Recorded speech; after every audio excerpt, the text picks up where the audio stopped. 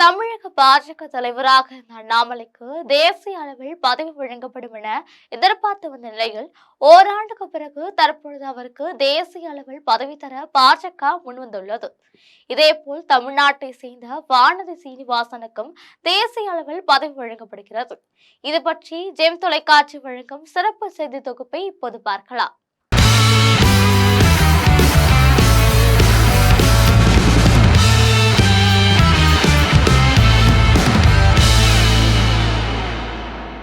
கர்நாடக காவல்துறையில் உயரதிகாரியாக பணியாற்றிய அண்ணாமலை தமிழக பாஜக தலைவராக நியமிக்கப்பட்டார்.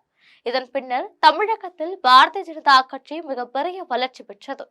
தமிழகத்தின் இரண்டு பெரும் கட்சிகளான திமுக, அதிமுகவுக்கு இணையாக பாரதிய ஜனதா கட்சியும் பேசப்பட்டது.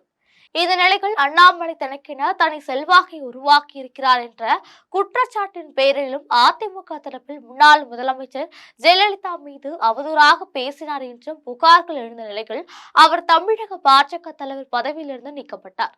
அவருக்கு பதிலாக திருநெல்வேலியை சேர்ந்த நயினார் நாகேந்திரன் தமிழக பாஜக தலைவராக நியமிக்கப்பட்டார். தற்பொழுது தமிழக சட்டசபை தேர்தலை ஒட்டி காரைக்குடி உள்ளிட்ட 6 தொகுதிகளுக்கு பொறுப்பாளராக அண்ணாமலை நியமிக்கப்பட்டார். ஆனால் அண்ணாமலை அந்த பதவியை நிராகரித்தார். இது மட்டுமில்லாமல் தனக்கு முக்கிய பதவி தரப்படாத காரணத்தால் அவர் டெல்லி பாஜகவை புறக்கணித்தார். முக்கிய ஆலோசனை கூட்டங்களில் கலந்து கொள்வதை தவிர்த்து வந்தார். இது மட்டுமல்லாமல் தனி அமைப்பு மூலம் அவர் தமிழக வெற்றி கழகத்தில் இணையலாம் என்று பேசப்பட்டது. இந்த நிலையில் அண்ணாமலை குறித்து பிரதமர் மோடி மற்றும் மத்திய உள்துறை அமைச்சர் அமித்ஷா உள்ளிட்டவர்கள் ஆலோசனை நடத்தி இருக்கிறார்கள். இதனைத் தொடர்ந்து அண்ணாமலைக்கு தேசிய அளவில் முக்கிய பொறுப்பு வழங்குவதற்கான வாய்ப்புகள் இருப்பதாக தகவல் வெளியாகியுள்ளன. அண்ணாமலைக்கு தேசிய அளவில் மிகப்பெரிய பதவி வழங்கப்பட போவதாக பிரபலமான ஆங்கில ஊடகமான டைம்ஸ் நவ் பரபரப்பு செய்தி வெளியிட்டிருக்கிறது.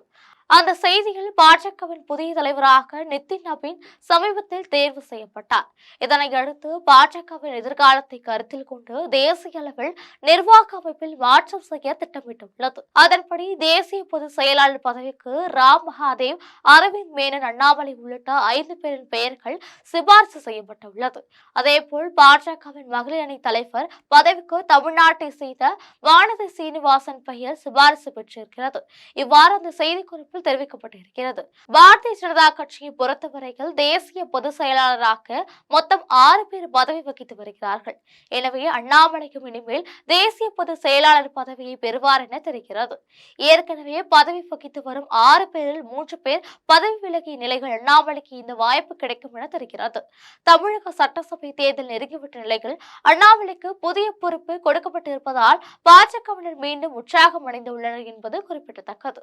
இதுபோன்ற அரசியல் செய்திகளை தெரிந்து கொள்வதற்கு ஜெம் தொலைக்காட்சியுடன் தொடர்பில் இருங்கள். நன்றி, வணக்கம்.